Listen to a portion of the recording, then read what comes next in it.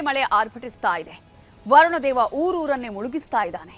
ಮಂಗಳೂರಲ್ಲಿ ಗುಡ್ಡ ಕುಸಿತ ಆಗಿದೆ. ಹಲವು ಕಡೆಗಳಲ್ಲಿ ಸರ್ವನಾಶ ಆಗ್ತಾ ಇದೆ. ರೈತರ ಬೆಳೆ ನಾಶ ಆಗ್ತಾ ಇದೆ. ಪುನರ್ವಸು ಮಳೆಯ ಆರ್ಭಟ ಜೋರಾಗಿದೆ. ಮಹಾರಾಷ್ಟ್ರದಲ್ಲಿ ಸುರಿದ ಈ ಮಳೆ ಬೆಳಗಾವಿ ನಗರದ ಜನರನ್ನೇ ತತ್ತರಿಸುವಂತೆ ಮಾಡಿದೆ. ಹಾಗಾದ್ರೆ ಮಳೆಯ ಅವಾಂತರಗಳೇನೇನು ನೋಡಿ.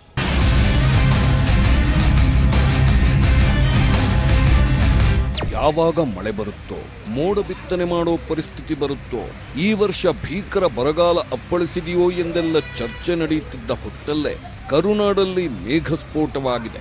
ಇಡೀ ಕರುನಾಡಿಗೆ ಮುಂಗಾರು ಭರ್ಜರಿ ಎಂಟ್ರಿ ಕೊಟ್ಟಿದೆ. ಮೇಘಸ್ಫೋಟ ಮಾತ್ರವಲ್ಲ, ಭಯಾನಕ ಭೂಕುಸಿತ, ತಡೆಗೋಡೆಗಳ ಕುಸಿತ, ಬೃಹತ್ ಮರಗಳು, ಬೃಹತ್ ಕಟ್ಟಡಗಳೂ ಧರಾಶಾಹಿ. ವಯನಾಡಿನ ಯಮಗುಡ್ಡ ಜರಿದು ಇಡೀ ಏರಿಯಾವನ್ನೇ ಸರ್ವನಾಶ ಮಾಡಿದೆ. ಪ್ರಕೃತಿಯ ಮಡಿಲಲ್ಲಿ ಬೆಚ್ಚಗಿದ್ದ 5 ಬಿದ್ದಲ್ಲೇ ಜೀವ ಬಿಟ್ಟಿದ್ದಾರೆ. ಈ ಆಪತ್ತಿಗೆ ಕಾರಣವಾಗಿದ್ದು ಬರೀ ಮಳೆಯಲ್ಲ, ಪ್ರಕೃತಿಯ ವಿಕೋಪವೂ ಅಲ್ಲ, ಮನುಷ್ಯನೇ ತಂದುಕೊಂಡ ಆಪತ್ತು, ತನ್ನ ಕೈಯಾರೆ ಮಾಡಿಕೊಂಡ ಘನಘೋರ ಕೃತ್ಯ. ವಯನಾಡಲ್ಲಿ ಸುರಂಗ ನೆಲಕ್ಕಚ್ಚಿದ್ರೆ ಮಂಗಳೂರಲ್ಲಿ ತಡೆಗೋಡೆಯ ಕಂಟಕ ಎದುರಾಗಿದೆ. ದುರಂತ ಅಂದ್ರೆ ವಯನಾಡಲ್ಲಿ ಎಡವಟ್ಟು ಮಾಡಿದ್ದ DBL ಕಂಪನಿಯೇ ಮಂಗಳೂರಲ್ಲೂ ಅವೈಜ್ಞಾನಿಕ ಕಾಮಗಾರಿ ಮಾಡಿದೆ. ಇದೇ ಈಗ ಮಂಗಳೂರು ಜನರನ್ನ ಜೀವ ಕೈಯಲ್ಲಿ ಹಿಡ್ಕೊಂಡು ಓಡಾಡುವಂತೆ ಮಾಡಿದೆ. ಮಂಗಳೂರಲ್ಲೂ ವಯನಾಡು ಮಾದರಿ ಭೂಕುಸಿತ ದುರಂತ. ಇದು ಮಂಗಳೂರು ಮಹಾನಗರದ ಒಳಗಿರುವ ಕೆತ್ತಿಕಲ್ ಪ್ರದೇಶ. ಇಲ್ಲಿ ಮಳೆ ಬಿದ್ದಂತೆಲ್ಲ ಮಣ್ಣು ಕುಸಿಯುತ್ತಿದೆ. ಯಾವ ಕ್ಷಣದಲ್ಲಿ ಏನಾಗುತ್ತೋ ಅನ್ನೋ ಆತಂಕ ಜನರಿಗೆ ಕಾಡುತ್ತಿದೆ. ಹೆದ್ದಾರಿಯಲ್ಲಿ ಹೋಗೋರು ಕೂಡ ಜೀವ ಕೈಯಲ್ಲಿ ಹಿಡ್ಕೊಂಡು ಸಂಚರಿಸುತ್ತಿದ್ದಾರೆ. ಇದಕ್ಕೆ ಕಾರಣವಾಗಿದ್ದು ಮತ್ತದೇ ಕಾಮಗಾರಿ ಎಡವಟ್ಟು. ಅದೇ ವಯನಾಡಿನಲ್ಲಿ ಸುರಂಗ ಮಾರ್ಗ ಮಾಡಿದ್ದ DBL ಕಂಪನಿಯೇ ಇಲ್ಲೂ ರಸ್ತೆ ಕಾಮಗಾರಿ ನಿರ್ವಹಿಸುತ್ತಿದೆ. 2 ವರ್ಷದಿಂದ ನಡೆಯುತ್ತಿರೋ ಈ ಕಾಮಗಾರಿಯಲ್ಲಿ ಅವೈಜ್ಞಾನಿಕವಾಗಿ ಮಣ್ಣು ತೆಗೆದಿದ್ದಾರಂತೆ. ಇದರಿಂದಾಗಿಯೇ ಮೇಲಿಂದ ಮೇಲೆ ಭೂಕುಸಿತವಾಗ್ತಿದೆ. ಅಪಾರ ಪ್ರಮಾಣದ ಮಣ್ಣು, ಕಲ್ಲು ಬಂಡೆಗಳು ರಸ್ತೆಗಪ್ಪಳಿಸುವುದಕ್ಕೆ ಶುರುವಾಗಿವೆ. ಇದರಿಂದಾಗಿ ಗುಡ್ಡದ ಮೇಲ್ಭಾಗದಲ್ಲಿರೋ ನಿವಾಸಿಗಳಿಗೆ ಜೀವಭಯ ಶುರುವಾಗಿದೆ.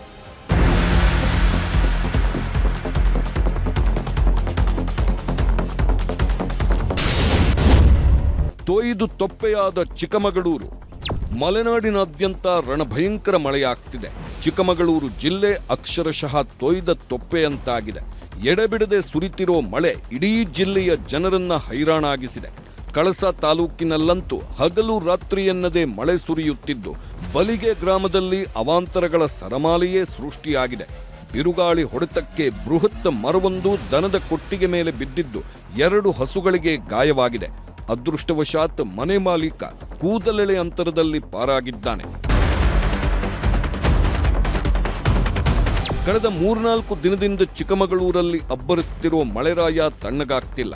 ಮೂಡಿಗೆರೆ, ಕೊಪ್ಪ, ಶೃಂಗೇರಿ, ಕಳಸ, ಎನ್ನಾರ್ಪುರ ಸೇರಿದಂತೆ ಚಿಕ್ಕಮಗಳೂರು ಜಿಲ್ಲೆಯಾದ್ಯಂತ ಬಿಟ್ಟೂ ಬಿಡದೆ ಮಳೆಯಾಗ್ತಿದೆ. ಇದರ ಪರಿಣಾಮ ಸೂರ್ಮನೆ ಫಾಲ್ಸ್ ಮೈದುಂಬಿ ಧುಮ್ಮಿಕ್ಕುತ್ತಿದ್ದು ಪ್ರವಾಸಿಗರನ್ನ ಕೈಬೀಸಿ ಕರೆಯುತ್ತಿದೆ. ಪುನರ್ವಸು ಮಳೆಗೆ ಹಳ್ಳ ಕೊಳ್ಳಗಳೆಲ್ಲ ಹುಚ್ಚೆದ್ದು ಹರಿಯುತ್ತಿವೆ. ಹೇಮಾವತಿ ನದಿ ನೀರಿನ ಅಬ್ಬರ ಕ್ಷಣಕ್ಕೂ ಹೆಚ್ಚಾಗ್ತಿದ್ದು ಮೂಡಿಗೆರೆ ತಾಲೂಕಿನ ಬಂಕೇನಹಳ್ಳಿಯ ತೋಟಗಳೆಲ್ಲ ಮುಳುಗಡೆಯಾಗುವ ಹಂತಕ್ಕೆ ಬಂದು ನಿಂತಿವೆ.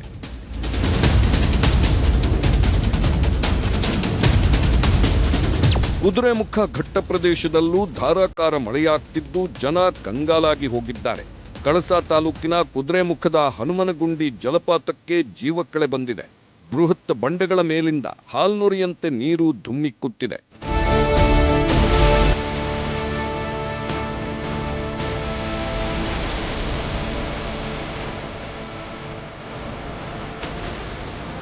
ಮಹಾಮಳೆಯ ಹೊಡೆತಕ್ಕೆ ಸಾಲು ಸಾಲು ಅವಾಂತರಗಳು ಸೃಷ್ಟಿಯಾಗುವುದಕ್ಕೆ ಶುರುವಾಗಿದೆ. ಚಾರ್ಮಾಡಿ ಘಾಟ್ನಲ್ಲಿ ಗುಡ್ಡಗಂಡಾಂತರ ಎದುರಾಗಿದೆ. ಅಲ್ಲಲ್ಲಿ ಭೂಮಿ ಬಾಯ್ಬಿಡ್ತಿದೆ. ಇದರ ಪರಿಣಾಮ ಬೃಹತ್ ಬಂಡೆಗಳು ರಸ್ತೆಗೆ ಅಪ್ಪಳಿಸುತ್ತಿದ್ದು ವಾಹನ ಸವಾರರಿಗೆ ಪೀಕಲಾಟ ಶುರುವಾಗಿದೆ. ಯಾವ ಕ್ಷಣದಲ್ಲಿ ಏನಾಗುತ್ತೋ, ಎಲ್ಲಿ ಬಂಡೆಕಲ್ಲುಗಳು ಅಪ್ಪಳಿಸ್ತವೋ ಅನ್ನೋ ಆತಂಕದಲ್ಲೇ ಸಂಚರಿಸುತ್ತಿದ್ದಾರೆ. ಪ್ರದೇಶ ಆದ್ರಿಂದ ಚಾರ್ಮಾಡಿ ಘಾಟಿಯು ದಟ್ಟಾರಣ್ಯ ಪ್ರದೇಶ. ಇಲ್ಲಿ ಭಾರಿ ಧಾರಾಕಾರ ಮಳೆ ಪ್ರತಿ ವರ್ಷ ಸುರಿಯುತ್ತೆ. ಆದ್ರೆ ಈ ವರ್ಷ ಈ ಪ್ರಥಮ ಮಳೆಗೆ ಇದು ಗುಡ್ಡ ಕುಸಿದಿದ್ದು ಅದೇ ರೀತಿ ಚಾರ್ಮಾಡಿ ಘಾಟಿಯು ಅಲ್ಲಲ್ಲಿ ಬ್ಲಾಕ್ ಆಗ್ತಿದ್ದು ಈಗಾಗಲೇ ಅರಣ್ಯಾಧಿಕಾರಿಗಳು, ರಸ್ತೆ ಪ್ರಾಧಿಕಾರಿಗಳು ಕೂಡಲೇ ಬಂದು ಆ ಬೀಳುವಂತ ಮರವನ್ನು ಅರಣ್ಯಾಧಿಕಾರಿಗಳು ಕಟ್ ಮಾಡಬೇಕು. ಇನ್ನು ಶಿವಮೊಗ್ಗ ಜಿಲ್ಲೆಯಲ್ಲೂ ವರುಣದೇವ ಅಬ್ಬರಿಸಿ ಬೊಬ್ಬಿರಿಯುತ್ತಿದ್ದಾನೆ. ತೀರ್ಥಹಳ್ಳಿ ತಾಲೂಕಿನಲ್ಲಿ ಭಾರೀ ಮಳೆಯಾಗ್ತಿದ್ದು ತುಂಗಾ ನದಿಯಲ್ಲಿರುವ ರಾಮಮಂಟಪ ಮುಳುಗೋ ಹಂತಕ್ಕೆ ಬಂದಿದೆ. ಇನ್ನೇನು ಕೆಲವೇ ಅಡಿಗಳಷ್ಟು ಬಾಕಿ ಇದ್ದು ಯಾವ ಕ್ಷಣದಲ್ಲೂ ಜಲದಿಗ್ಬಂಧನವಾಗಬಹುದು.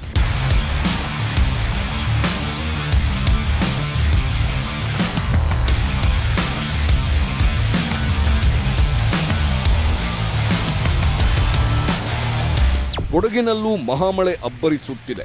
3-4 ದಿನದಿಂದ ನಿರಂತರವಾಗಿ ಮಳೆಯಾಗ್ತಿದ್ದು ಜೀವನದಿ ಕಾವೇರಿ ಮೈದುಂಬಿ ಹರಿಯುತ್ತಿದ್ದಾಳೆ. ತಲಕಾವೇರಿ, ಭಾಗಮಂಡಲ ಭಾಗದಲ್ಲಿ ಬಿಟ್ಟೂ ಬಿಡದೆ ಮಳೆಯಾಗ್ತಿದ್ದು ತ್ರಿವೇಣಿ ಸಂಗಮದಲ್ಲಿ ಕ್ಷಣ ಕ್ಷಣಕ್ಕೂ ನೀರಿನ ಮಟ್ಟ ಹೆಚ್ಚಾಗ್ತಿದೆ.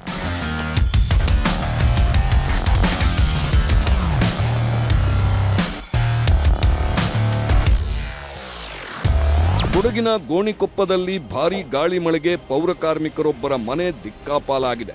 ಅದೃಷ್ಟವಶಾತ್ ಮನೆಯಲ್ಲಿ ಯಾರೂ ಇಲ್ಲದಿದ್ದರಿಂದ ದೊಡ್ಡ ಅನಾಹುತವೊಂದು ತಪ್ಪಿದಂತಾಗಿದೆ.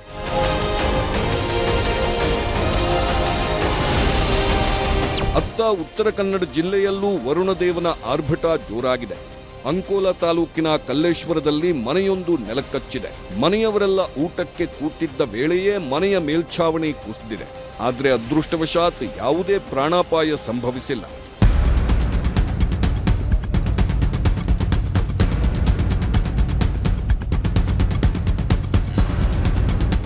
ಶಿವಮೊಗ್ಗ, ಚಿಕ್ಕಮಗಳೂರು ಭಾಗದಲ್ಲಿ ಭಾರೀ ಮಳೆಯಾಗ್ತಿರೋದ್ರಿಂದ ತುಂಗಭದ್ರಾ ನದಿ ಮೈದುಂಬಿ ಹರಿಯುತ್ತಿದೆ. ಇದರ ಪರಿಣಾಮ ದಾವಣಗೆರೆ ಜಿಲ್ಲೆಯ ಹರಿಹರ ತಾಲೂಕಿನ ಉಕ್ಕಡಗಾತ್ರಿಯ ಸ್ನಾನಘಟ್ಟ ಮುಳುಗಡೆಯಾಗಿದೆ. ತುಂಗಾ ಜಲಾಶಯದಿಂದ 40,000 ಕ್ಯೂಸೆಕ್ ನೀರನ್ನ ಹರಿಬಿಡಲಾಗ್ತಿದ್ದು ಉಕ್ಕಡಗಾತ್ರಿಯ ಕರಿಬಸವೇಶ್ವರ ಅಜ್ಜಯ್ಯನ ದೇಗುಲದ ಆವರಣ ಕೆರೆಯಂತಾಗಿದೆ. ಕೃಷ್ಣೆಗೆ 1.35 ಲಕ್ಷ ಕ್ಯೂಸೆಕ್ ನೀರು. ಕಲ್ಲೋಳದ ದತ್ತಮಂದಿರ ಮುಳುಗಡೆ. ಮಹಾರಾಷ್ಟ್ರದ ಘಟ್ಟ ಪ್ರದೇಶಗಳಲ್ಲಿ ಭಾರೀ ಮಳೆಯಾಗ್ತಿರೋದ್ರಿಂದ ಕೃಷ್ಣಾ ನದಿಯ ಒಳಹರಿವು ಕ್ಷಣ ಕ್ಷಣಕ್ಕೂ ಏರಿಕೆಯಾಗ್ತಿದೆ.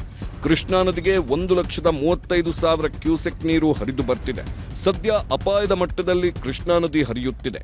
ದೂದ್ಗಂಗಾ, ವೇದಗಂಗಾ ನದಿಗಳ ಒಳಹರಿವಿನಲ್ಲಿ ಹೆಚ್ಚಳವಾಗಿದ್ದು ಚಿಕ್ಕೋಡಿಯ ಕಲ್ಲೋಳದ ದತ್ತಮಂದಿರ ಮುಳುಗಡೆಯಾಗಿದೆ. ನೀರು ಹೆಚ್ಚುತ್ತಿರುವ ಹಿನ್ನೆಲೆ ಕೃಷ್ಣಾ ತೀರದಲ್ಲಿ ಪ್ರವಾಹದ ಆತಂಕ ಇದೆ. ಚಿಕ್ಕೋಡಿ ವಿಭಾಗದ ಒಟ್ಟು 7 ಸೇತುವೆಗಳು ಜಲಾವೃತಗೊಂಡಿವೆ. ನದಿ ಪಕ್ಕದ ಜಮೀನುಗಳಿಗೆ ನೀರು ನುಗ್ಗಿ ಬೆಳೆ ಹಾನಿಯಾಗಿದೆ. ಪರ್ಯಾಯ ಮಾರ್ಗಗಳ ಮೂಲಕ ಜನರ ಸಂಚಾರಕ್ಕೆ ಸೂಚಿಸಲಾಗಿದ್ದು ನದಿಗೆ ಯಾರೂ ಇಳಿಯದಂತೆ ಜಿಲ್ಲಾಡಳಿತ ಎಚ್ಚರಿಕೆ ನೀಡಿದೆ.